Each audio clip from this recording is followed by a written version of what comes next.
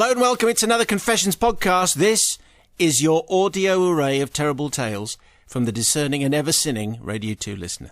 This week's concise collection includes a saucy spread situation, a broken bow brouhaha, some taunting token tomfoolery, and a careless cocktail concoction. Full marks, I think. Who are you going to forgive? Here it all comes. Well, it's a drive-time confession. Thank you very much to all the confessions. If you miss any, by the way, the Confessions podcast is up and running. All last week's available in one attractive download, bbc.co.uk/radio2. Oh. The Dean of Deadliness has joined us again. Very good evening to you.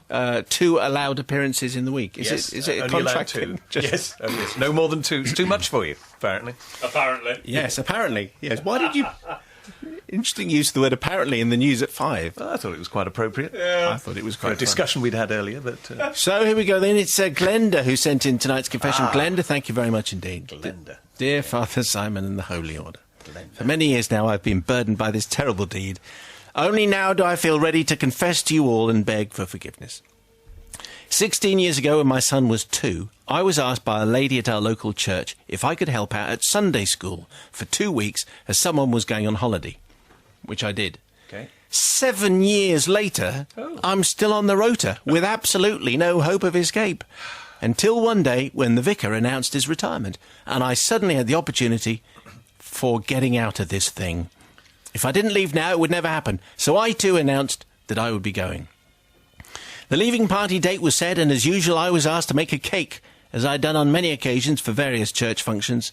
I was asked to make a chocolate cake, as that was the vicar's favourite, and he was rather partial to a slice or two. The night before the leaving party, I said, what? Nothing. He's just partial to a slice of cake. That's fine. That's good. Nice use of the word partial. Thank you. The night before the leaving party, I set about making the best chocolate cake ever. The sponge came out beautifully, light and fluffy, and I left it to cool, ready for filling. It was only at 10 p.m. that I realised I hadn't bought anything for the filling. Nothing. Absolutely nothing. I'd meant to go to the shops that afternoon, but it had completely slipped my mind, and now there was no time. In a panic, I started rootling around in the cupboard to see if there was anything that could be used. And it was then that I found a jar right at the back, the venue being soups and condiments, that section of the cupboard, which had been there for rather a long time. The jar in question was a secret Santa gift that had never been used for the purpose intended. But as it had no use-by date on it, I thought it would be fine. Oh, fine, yeah. It doesn't matter. No use-by, forget it. Yeah. And that was when I filled the vicar's cake with chocolate body mud. Is this a thing? Have I missed this? Well, we've had a discussion What? about it. Yes, apparently. Really? Body mud. Body mud. Being No. exchanged at no, CV You events. slap it on. Right. Is Is it? all over? Okay. But is it... So we were trying to... Have you... Never heard of it. Oh, you must have done. There is... That's a smile I recognise, by the way. That is a smile I recognise. It says... And the smile says this. In all its subtlety, it says, I know what you're talking about. I have experience, but don't actually Don't push bring it. me into this. Don't push because... it. No. I don't know if... Anyway. Yes. Chocolate body mud. As I spread the chocolate across the sponge, Hello. I secretly giggled to myself as I imagined the congregation tucking into the chocolate cake filled with something that should have been eaten under different circumstances in the privacy of one's own home. I'm not sure. Is it... What? Does it just dry on you?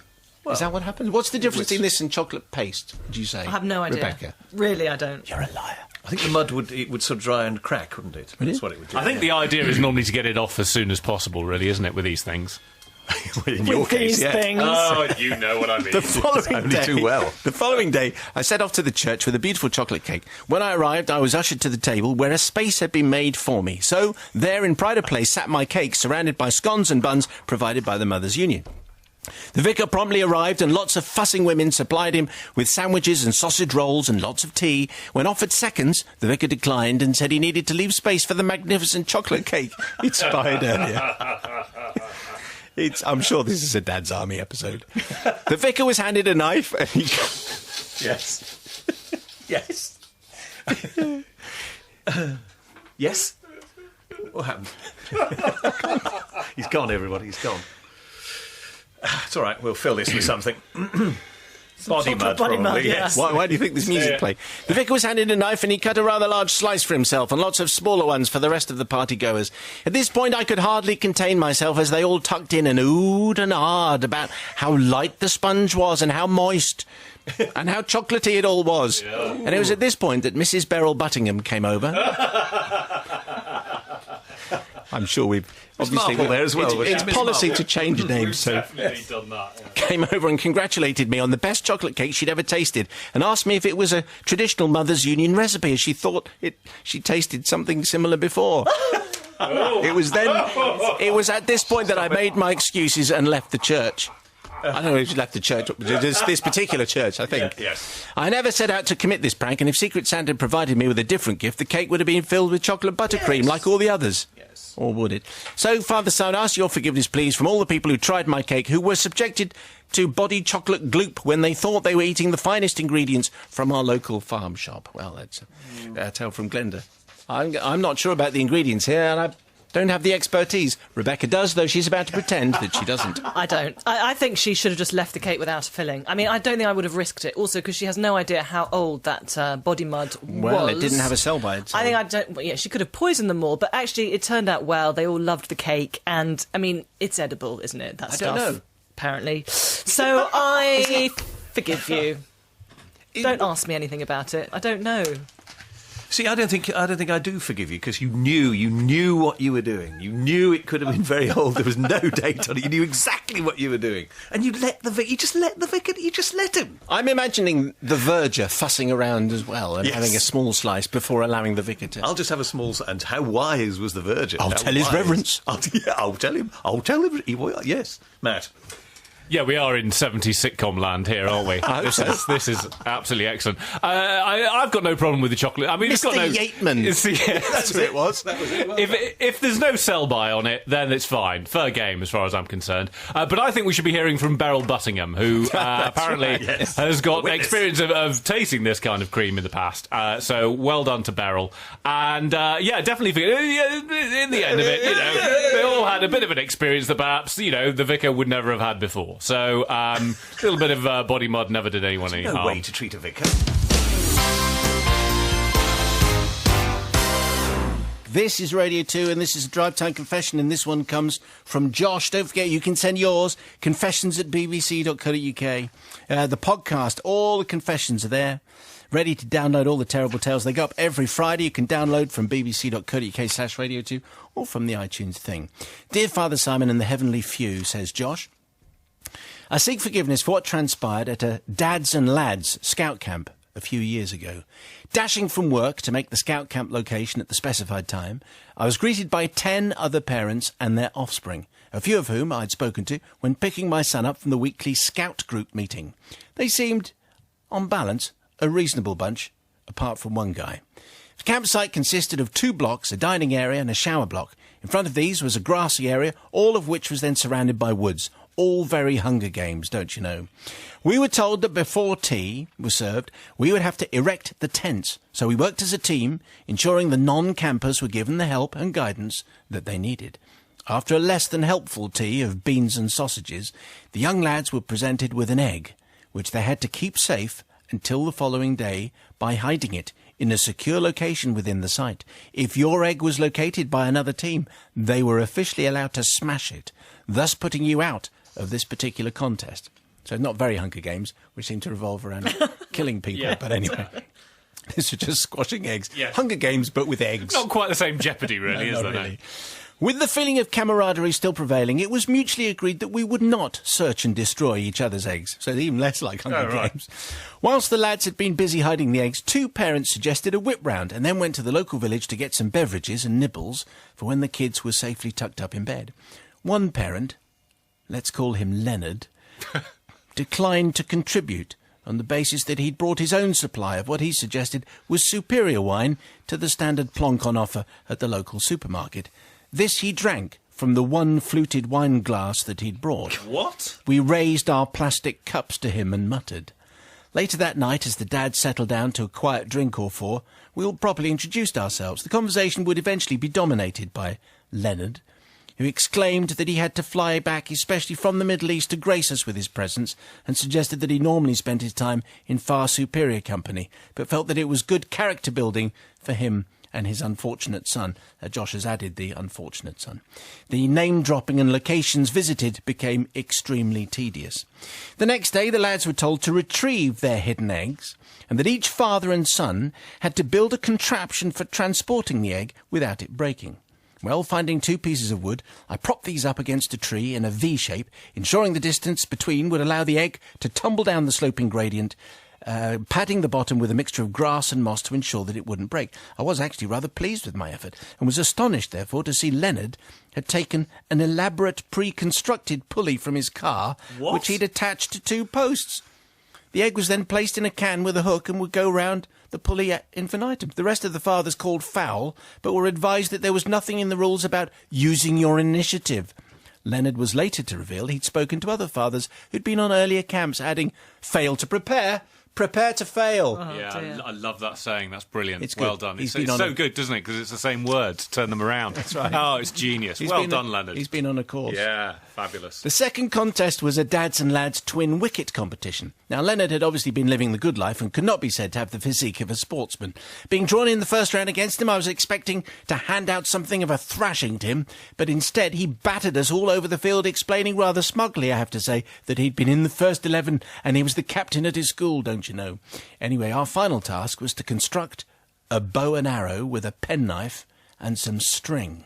Well, now it gets a bit like the Hunger Games. We all dashed to the woods to find a nice piece of willow or ash or something.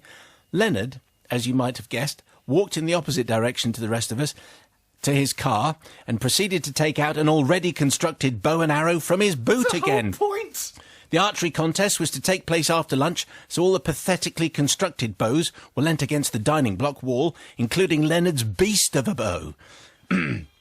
During lunch, I made the excuse of having to go to my car to get an aspirin or something, but actually sneaked around the back of the block, and using a knife that I'd taken from the kitchen tent, I made a deep cut, about 1/3 of the way through the middle of Leonard's bow.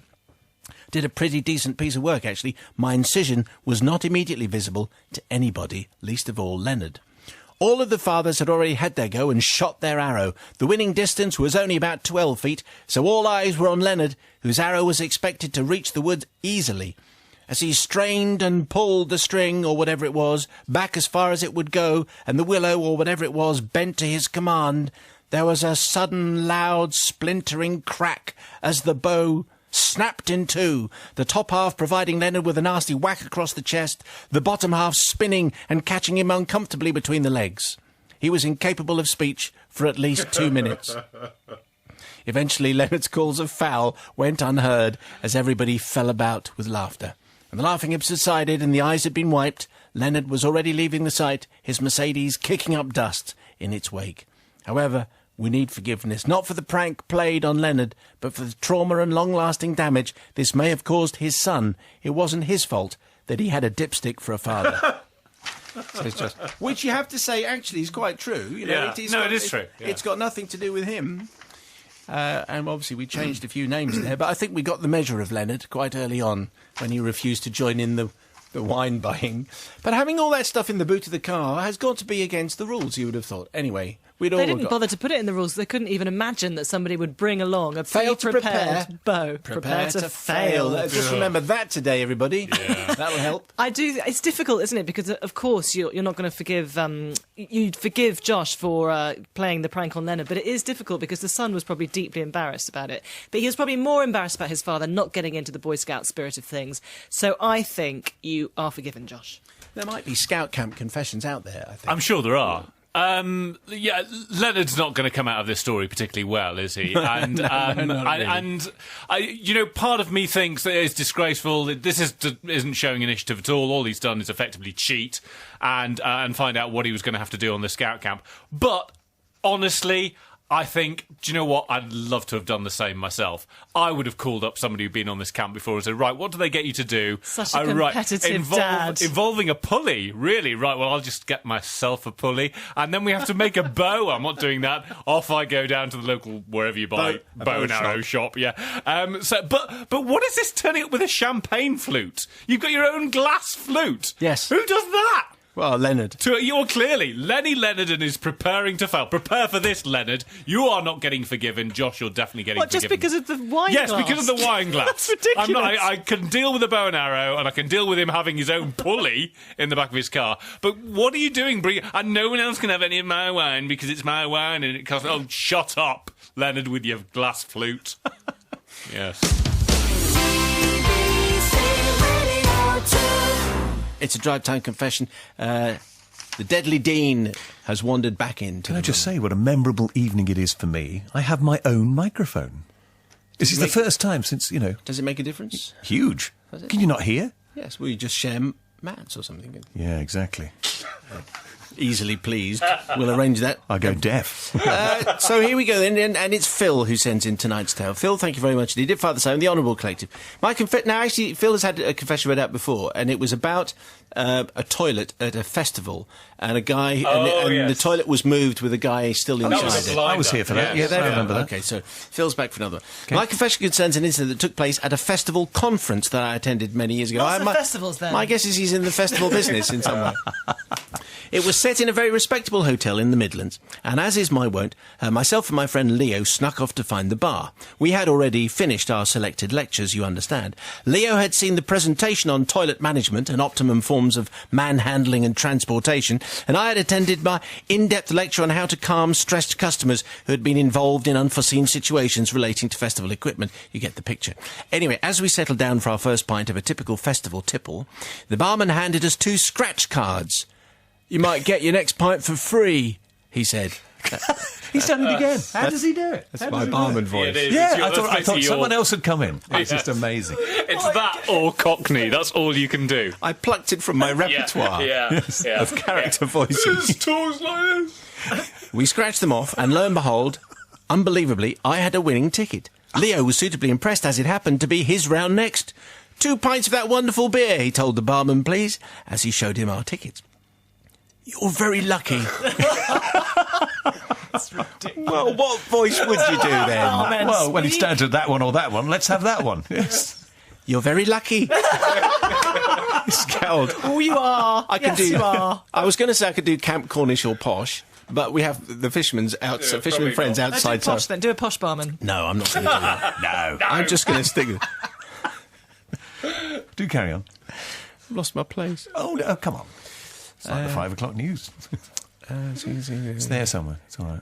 You're very lucky. He scowled. Straight in. We don't get many winners in here. He took the ticket from us with an arrogant, dismissive sweep of his hand, and pouring us 2 more pints, he handed us our next 2 tickets. Scratching them off this time now felt a little bit more tedious, and there didn't seem much point, but would you believe it, we had won again. I showed my ticket to Leo, grinning profusely, but he had been distracted. He was staring at a bowl on the bar. He nudged me gently and said, "Yeah, that bowl on the bar over there." He gestured. "See if you can get it over here." I wasn't entirely sure what he meant, but slightly intrigued by all his gawking, I leant over and slid the offending item in his direction. He reached into the bowl and pulled out our old tickets. And there it was, our used winning ticket still intact. "The barman's an idiot," said Leo, sniggering gleefully as he placed the non-winning tickets into the bowl and slid it back into place. The pints in our hands went down exceptionally well, and when we'd finished, I said confidently, "2 more pints, please, barman, and I guess they might be on the house." Now, I hate smug people, but I had reason to be smug because I knew I was a winner. I ordered 2 fat cigars as well and puffed away, even if I don't actually like cigars. The barman, this time, was not the sullen-looking chap who'd served us earlier. This time he looked positively hateful and snatched the tickets from my hand and remarkably threw them back in the bowl again. Oh. We watched him slightly mesmerised as he poured our next 2 free pints. We knew what our next move was going to be, but neither of us dared to move or say a thing. Anything that might give the game away, that the terribly stupid act he'd just performed might make him empty the bowl. He slid the 2 pints across the bar, and they rested, slopping slightly and spilling onto our 2 new cards. He turned and walked to the other bar. I'm not too sure which one of us grabbed the bowl first, but as we fumbled it with our hands, Leo triumphantly produced the winning tickets, kissing them as he held them aloft, and screamed yes, which seems to be a slightly over the top reaction, really. We scratched off the next tickets as we suspected they were not winners, but hey, who cares? We threw them back in the bowl. We ordered our next free pints and actually put the next tickets in the pot unscratched. After all, it was the least we could do.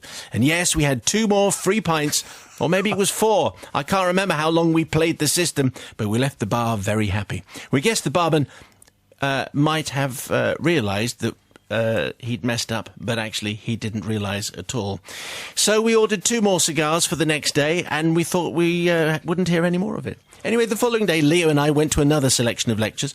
Lessons also included how to ensure your volunteer bar staff don't drink the profits, which reminded us both about our next trip to the bar. We didn't expect the owner of the hotel to actually be there, but that was indeed the case. We asked him how he was and could we please have 2 pints of his best. He smiled politely and then told us of a dilemma he had just experienced. His, up until then, the night before, trusted barman, his very best barman, had allowed an excessive amount of ale to be consumed without receiving a penny in the till.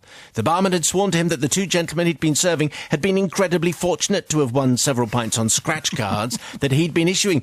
But if he really wanted to check, he should look in the bowl for all the winning tickets, and when he looked, of course, there were none. In fact, he said some of them were not even scratched off. The landlord was still fuming as we asked about what had happened to the young barman. I don't care, he said. I've transferred him to another pub, a bit of a grotty one, actually, and I've made him wear a dunce's cap for the day. How dare he offer free drinks to his mates? That's what he'd been accused of. The winning tickets remained in our pockets, and when we were not offered scratch cards, we felt it unwise to ask. So forgiveness then for having the miserable barman moved. It was, of course, his foolish stupidity to place winning tickets in the bowl on the bar, although I do recognise now that perhaps that might have been under the landlord's instruction. No, Leo and I seek forgiveness to all those that drank at that bar that night, who were deprived from having potentially winning scratch cards issued with their exceptionally nice pints. I believe we made up with the landlord as our pockets the following morning were completely empty. But basically, they played the system. They realised that the barman was chucking away the winning tickets. They just took out the winning tickets and they used them all over again. Is it playing the system? Is it tax avoidance? Let's find out. Let's find out what Rebecca has to say about that. The barman wasn't very bright, was he? I mean, that's the thing. No. I mean, nice guy, bit gullible, and he was punished for that, really. They were stealing. They took advantage of his being not very bright. I mean, he didn't lose his job. He had to wear the dunce's cap for a day and he got transferred to a grotty bar. But I think it's kind of his fault because he should have realised. I mean, what are the chances of, so many scratch cards being the winning card? So I think, Phil, you're forgiven. Just because I gave him a not very bright voice doesn't mean that he wasn't very bright. No, he wasn't very bright if he thought that there could be that many winning tickets. We're all allowed not to be bright. No, of course. What do you think, Deadly Dean? I think, dipping into the bowl, a bit naughty, really. I'd not forgiven, I don't think. And depriving fellow customers who could have been winners. Could have been winners. Yes, but they weren't. Matt's just gearing up for a big one here. Well, I'm struggling to see what the business model is in this scratch card business because they're already at the bar. You don't have to bring them in. They're already at the bar buying beer. Why are you giving them scratch cards that give you free beer? It encourages you to buy another round. But you've already... if you've won the beer, then you don't need to buy another. And if you're going to buy another beer, then you're going to buy another beer. You don't need another scratch card. It's a completely broken business model, and I should know. And also, I used to work as a barman, and frankly, landlords are consistently believing that their bar staff are on the take. They always think you're giving away drinks to your mates, and I hardly ever did. So I would say... Hardly ever. And so I would say I am definitely not going to forgive, because... Were you any good as a barman? I was superb, as it turned out. Yes, world's best. Yes, so I am not going to forgive, because it was not the barman's fault, even though it was a bit thick. I agree with you. It was the fault of the landlord for having the bowl on the bar. Simon Mayo, 88 to 91 FM, BBC Radio 2. Food on the way after 6 o'clock, continuing the July the 4th theme. It's Nigel's charred bacon and duck bun in brioche, which I don't think anyone else would have thought of that as traditional American fare, Nigel. No, it does come from a New York-based chef, so that's why I just thought I'd do it, Could have thought ribs or burgers or chili or... You're not getting those. Sorry, moving on. No, it sounds great. It sounds great. Charred bacon and duck bunny and brioche. Let's be different. Go for that. Looking forward to that after 6 o'clock. Thank you very much indeed. Do you do deliveries, by the way, if people want one? We will now, yeah. On my scooter.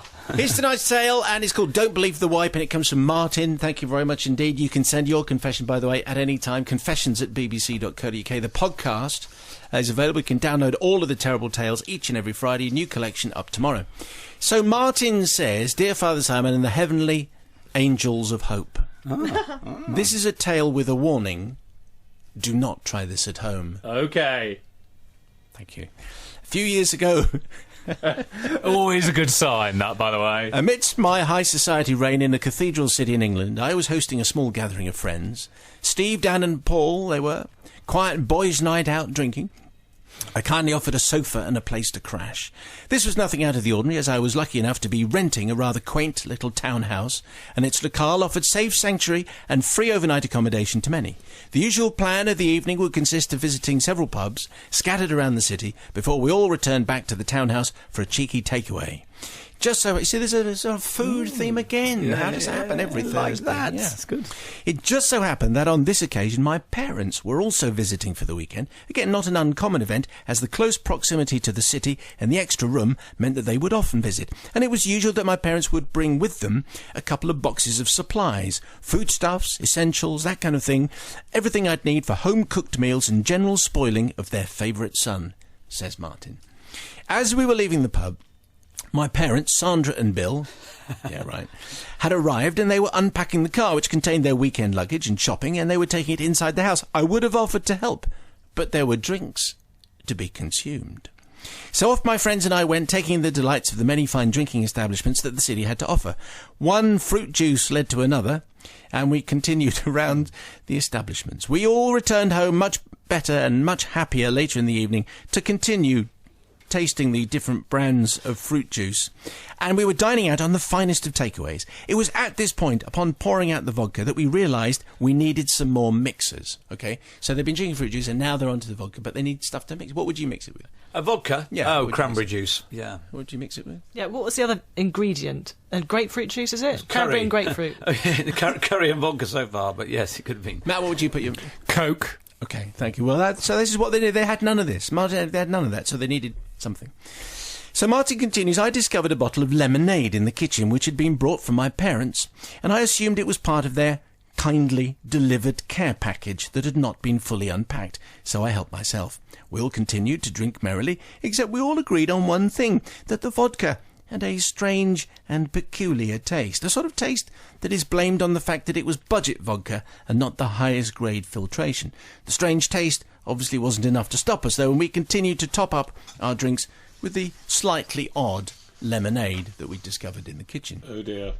In the morning, when we awoke on various sofas and cushions, my friends gathered their senses and left, feeling a little bit ill, whilst I went to say hello to my beloved parents. My mum was unpacking the food and paused when she discovered the empty bottle of lemonade. No.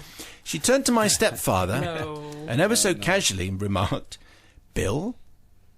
Oh no. What? It could be a lot. Where's that sample? No. That's some bladder we're talking about. It's a 2-litre bottle of lemonade. Bill, you've brought in that bottle of screen wash from the car. Oh, I say. As she held it up in the clear light of day, I could clearly make out a subtle blue tint that the liquid had, though I hadn't noticed that the night before. This was not the usual colour for a lemonade to have. My mind froze. Screen wash? I thought that was lemonade, I said. It's in a lemonade bottle and the label's still on it. Who put screen wash in a fully marked labelled lemonade bottle?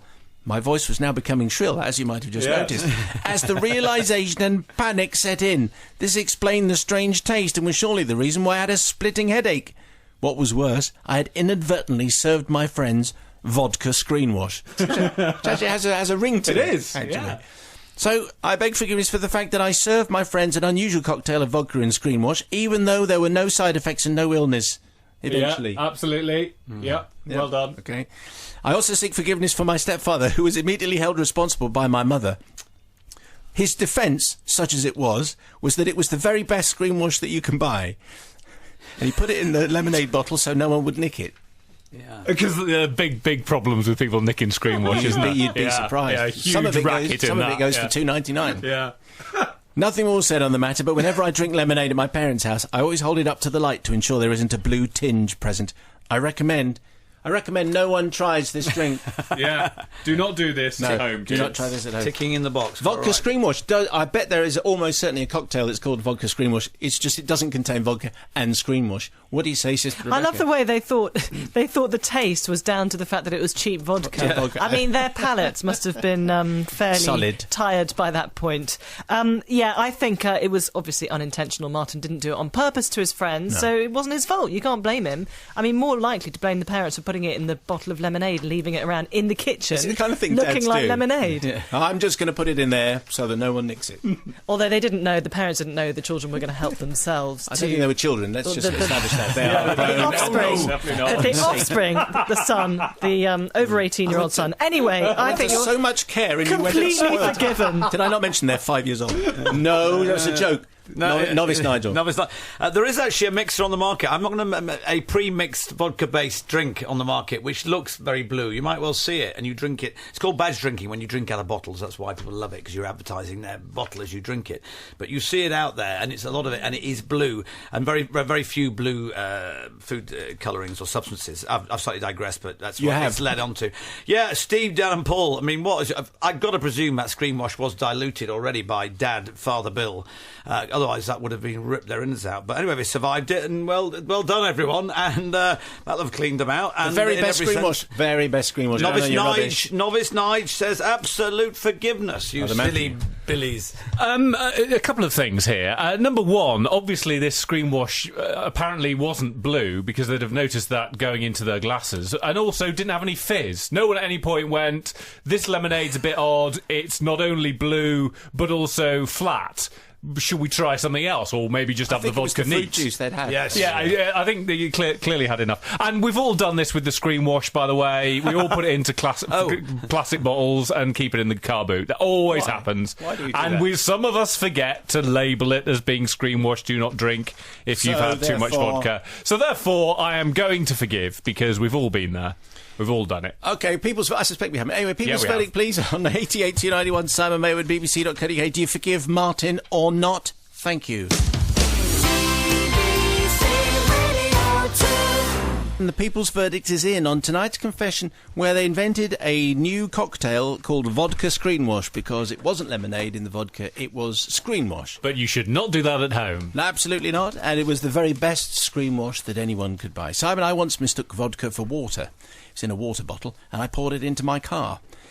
Which was a bad mistake to make and a waste of vodka. Definitely forgiven. Cat in Derby, thank you. Simon, love the screen wash confession. They'd have been belching bubbles all day. Thank you. Spencer, not forgiven, says this one. On a sixth form trip, my friend nicked my other friend's cherry aid to find it was red shampoo.